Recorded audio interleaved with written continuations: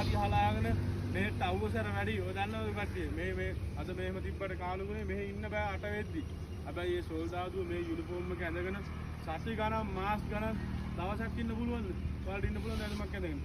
හැබැයි දා මේ සෝල්දාදුව සති ගණන් මාස් ගණන් මේ බූට් එක ගලවද්දි තනිකර කකුල් කුණු වෙලා තියෙන්නේ හැබැයි ඒක කාටවත් කිව්වේ නැහැ ගෙදර ගිහින් ඒක අම්මට විතරයි කිව්වේ රණවිරුවා එක්ක වයිෆ්ට කිව්වා මගේ කකුල කුණු වෙලා තියෙනවා ඒක කවුරුත් ගමේ කට්ටිය දන්නේත් නෑ නේද හැබැයි එහෙම දහස් ගණන් දුක් විඳපු රණවිරුවා මේ රටේ තාමත් ඉන්නවා විශ්‍රාම ගිහිල්ලා මං කියන්නේ මෙතන එන කට්ටියට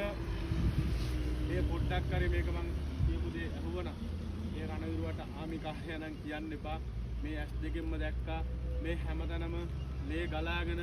මේ වගේ පුංචි ගේප් එකේ හරේ තියාගෙන ලේ බහගෙන ආවේ දන්නවද ඔය වගේ හොඳ ලස්සන කොල්ලෝ උඩු වෙලා උඩ ගිහිල්ලා වැටෙන්නේ දන්නවද කිමුට වැටෙද්දී සල්ලාඩයක් වගේ කෑලි මේ හැමතැනම මස් කෑලි මේ හැමතැනම වැටෙනවා ඒවා අපි එකතු කරලා පුංචි ගේප් එකට දාලා තමයි ගෙවල් වල යවුවේ සීල් තිබ්බ බොඩිස් මතකද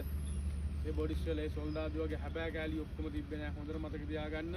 තියෙන මොන හරි පොල් පිටි කෑල්ලක් හරි දාලා යවුවේ ඒ රණවිරුවගේ මස් කෑල්ලක් හරි ඒකට දාලා ඒ රණවිරුවගේ ලේ කෑලි මස් කෑලි මේ හැමතැනම තියෙනවා අපි ඔය පාරේ ගමන් කරන පාරේ අදටත් ඒ රණවිරුවා එදා ලේ හලාගෙන ගිය පාරක් මහතැට්ටේ ලේ දාගෙන ගියපු පාර තමයි ඔන්නෝගේ බොඩිස් පටවගෙන අද මේ ලස්සනට බස් එකේ සින්දුවක් කියන්නේ හැබැයි මෙතන රණවිරුවෙක් හිටියත්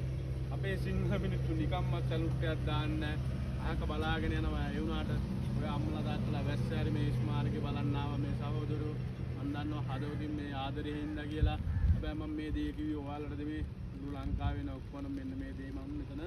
කියන්නේ අපි ඔක්කොම පොඩ්ඩක් හරි සමුදාව ගැන